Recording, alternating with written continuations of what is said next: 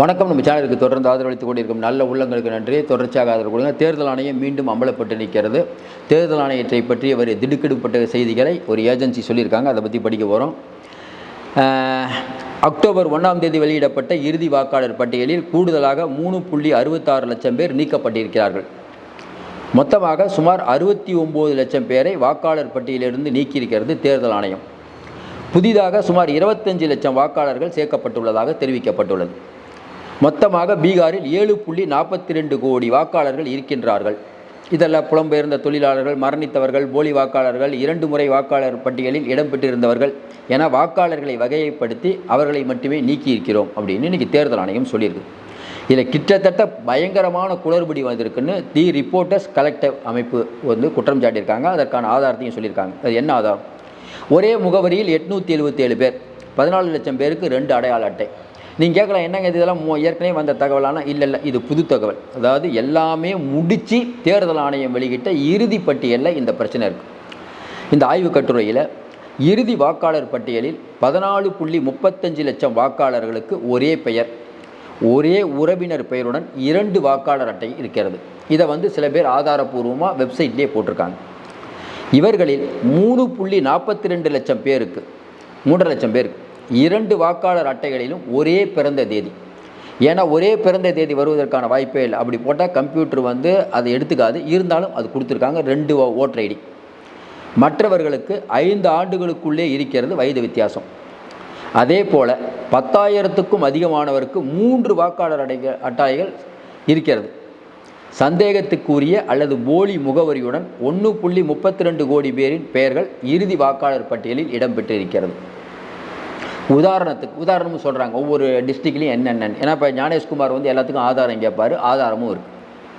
பாராசட்டி தொகுதியில் உள்ள கிராமம் ஒன்றில் 877 வாக்காளர்களுக்கு 6ஆம் நம்பர் வீடு முகவரியாக கொடுக்கப்பட்டிருக்கிறது.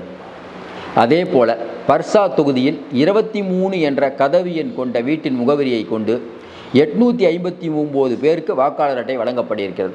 இதை பார்த்துட்டு இருக்கும்போது இன்னொன்று, தேர்தல் ஆணையம் அப்படிங்கிறது மிகப்பெரிய தவறு செய்யுது. தேர்தல் ஆணையத்தை மறுசீரமைக்க வேண்டும். உச்சநீதிமன்ற தலைமை நீதியரசர் ராகுல் காந்தி, மோடி இவங்க 3 பேர் சேர்ந்து தான் தேர்ந்தெடுக்க வேண்டும் அப்படின்னு உங்களுக்கு நீங்கள் நினச்சிங்கன்னா கமெண்டில் உங்கள் விஷயத்தை சொல்லுங்கள். தேர்தல் ஆணையம் இருக்கும் வரை பிஜேபி தான் ஜெயிக்குங்கிறாங்களே, அதை பற்றி உங்கள் கமெண்டில் சொல்லுங்கள்.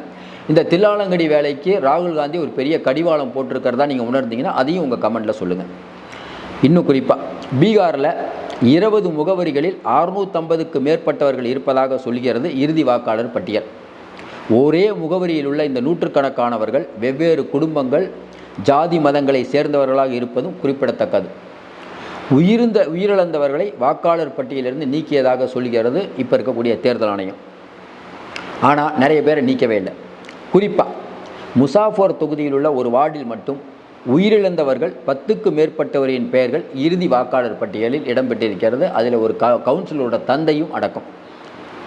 அவர் அப்பா பேரை நீக்கணும்னு முறையிட்டிருக்காரு. இதுவரை நீக்கப்படவில்லை. சரி, இது என்ன காரணம்னா அவசர கதியில் பண்ணிட்டாங்க, அதுதான் காரணம் அப்படின்னு சொல்லியிருக்கிறது தி ரிப்போர்ட்டர்ஸ் கலெக்டிவ் ஏஜென்சி. 69 லட்சமா 80 லட்சமா? பீகாரில் 65 லட்சம் வாக்காளர்கள் நீக்கப்பட்டிருப்பதாக தேர்தல் ஆணையம் தெரிவித்திருக்கும் நிலையில் 80 லட்சம் மக்களின் வாக்குரிமை பறிக்கப்பட்டதாக ஸ்வராஜ் இந்தியா கட்சியின் தலைவரும் சமூக ஆர்வலருமான யோகேந்திர யாதவ் கூறியிருக்கிறார். பீகாரில் வாக்குரிமை பெற்றவர்கள் மக்கள் தொகையில் 8.22 கோடியாக இருக்கும்னு ஒன்றிய அரசு கணிச்சிருந்தது. ஆனால் இறுதி வாக்காளர் பட்டியலில் 7.42 கோடி பேர். அப்போ சுமார் 80 லட்சம் பேர் நீக்கியிருக்காங்க. ஆனால் ஞானேஷ்குமார் சொன்னது 47 லட்சம் சொன்னார். 80 பேர் நீக்கியிருக்காங்க.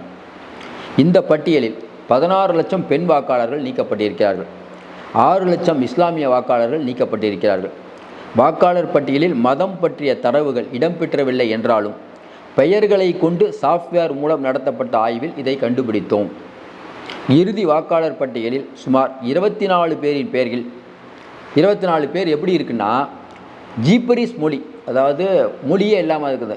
கா, ர, இ, பா, பேரே புரியாது. கர்ரா, படா படா அப்படின்னா என்ன தெரியும், அந்த மாதிரி மொழியில் இருக்குது. எந்த பாலினமும் குறிப்பிடாமல் 6000 வாக்காளர் அட்டைகள் இருக்கிறது. பெற்றோர், கணவன், மனைவி உறவுகளை குறிப்பிடாமல் சம்பந்தமில்லாத உறவுகளை குறிப்பிட்டு 51,000 பேர் வாக்காளர் அட்டை வழங்கப்பட்டுள்ளது. சுமார் 2 லட்சம் பேரின் அட்டையில் வீட்டு எண் 0 என்று குறிப்பிடப்பட்டுள்ளது. பீகாரில் சுமார் 24 லட்சம் வீடுகளில் சந்தேகத்துக்குரிய வகையில் 10க்கும் மேற்பட்ட வாக்காளர்கள் இருக்கிறார்கள்.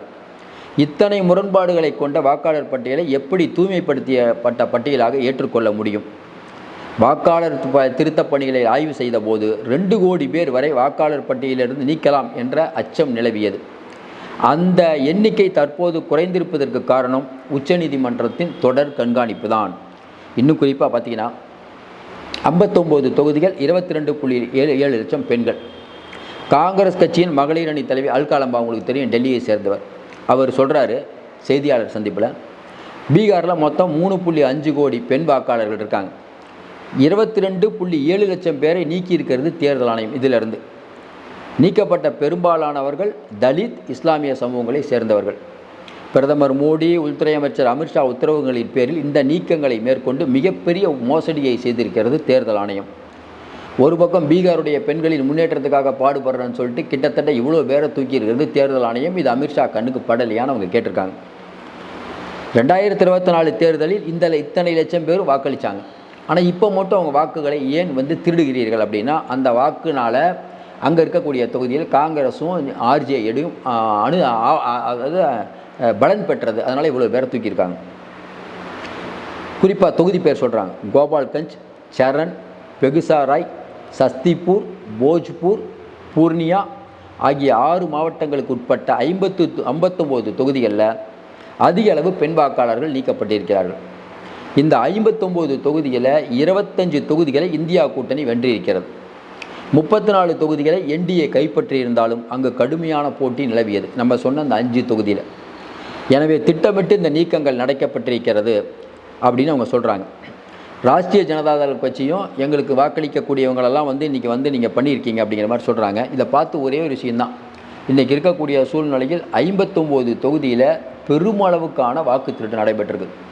ஏற்கனவே அதில் ஒரு 32 தொகுதியில் பிஜேபி ரொம்ப கம்மியான எண்ணிக்கையில் இழுத்துக்கோ பறிச்சுக்கொண்டு இருக்குது. அதில் குறிப்பாக பார்த்தீங்கன்னா ஒரு தொகுதியில் 58 வாக்கில் தான் பிஜேபி ஜெயிச்சிருக்குது.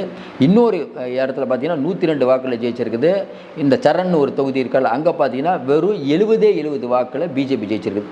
அப்போ பிஜேபி ரொம்ப மார்ஜினில் ஜெயிக்குது. மற்ற 25 தொகுதியில் பார்த்தீங்கன்னா ராஷ்ட்ரிய ஜனதாதளம் காங்கிரஸ் இதுவரை இல்லாத அளவுக்கு பார்த்தீங்கன்னா 29,000 வாக்குகள் அந்த ஏரியாவில் அங்கே நிற்கக்கூடியவர் தொடர்ந்து 4 முறை ஜெயிச்சவர் பிஜேபி கேண்டிடேட். அவரை 29,000 வாக்கில் தூக்கடிச்சிருக்காங்க காங்கிரஸ். அப்போ என்னென்னா அந்த மாவட்டத்தில் பெருமளவுக்கு காங்கிரஸுக்கு ஆதரவு இருக்குது. முசாஃபர்பூர் உங்களுக்கு தெரியும், இஸ்லாமியர்கள் அதிகம் இருக்குது. மொத்தமாக அந்த டிஸ்ட்ரிக்டே மூடுங்கிறதுனால தான் இந்த அளவுக்கு வருது. அதாவது உச்சநீதிமன்றம் தன்னுடைய கோப பார்வையை செலுத்தி இவ்வளவு ஆய்வுகளை மேற்கொண்ட பிறகு தான் இந்த எண்ணிக்கை குறைக்கப்பட்டிருக்கிறது. இல்லைனா இந்த 80 லட்சங்கிறது கிட்டத்தட்ட 1.5 கோடி ஆகும் அப்படின்னு வரக்கூடிய விஷயங்கள் இந்த கலெக்டிவ் ஏஜென்சி சொல்லியிருக்காங்க. இது தேசிய அளவில் ஒரு பெரிய அதிர்ச்சி ஏற்படுத்திக்குது. நம்ம ஏற்கனவே சொன்ன மாதிரி நீங்கள் என்ன தான் சொன்னாலும் பிஜேபி வெற்றிங்கிற ஒன்றை குறிக்கோளை வச்சு முயற்சி பண்ணிகிட்டு இருக்காங்க. ஆனால் நம்மை பொறுத்தவரை இந்த தேர்தலில் நீங்கள் என்ன தான் பண்ணிங்கனாலும் பிஜேபி ஜெயிப்பதற்கான வாய்ப்பு குறைவுன்னு தான் நினைக்கிறேன். நெக் டு நெக் ஃபைட்டுங்க. நமக்கு தெரிஞ்சது எங்கே போய் முடியும்னு தெரில. இன்றைக்கி இருக்கக்கூடிய சூழ்நிலையில் தேர்தல் ஆணையம் அப்படிங்கிறது மறுசீரமைக்கப்பட வேண்டும் அப்படின்னு பலருடைய கோரிக்கை. அதையும் உங்கள் கமெண்ட்டில் சொல்லுங்கள். இன்றைக்கி இருக்கக்கூடிய தேர்தல் ஆணையம் நியாயமாக இருக்கிறதா உங்கள் கமெண்ட்டில் சொல்லுங்கள். தொடர்ந்து நியாயம் வெல்லுங்கிற நம்பிக்கையில் இருக்கும். தொடர்ந்து நிறைய அண்மை தகவலை தந்துட்டு இருக்கோம். தொடர்ந்து ஆதரவு கொடுங்கள். மீண்டும் சந்திப்போம். நன்றி, வணக்கம்.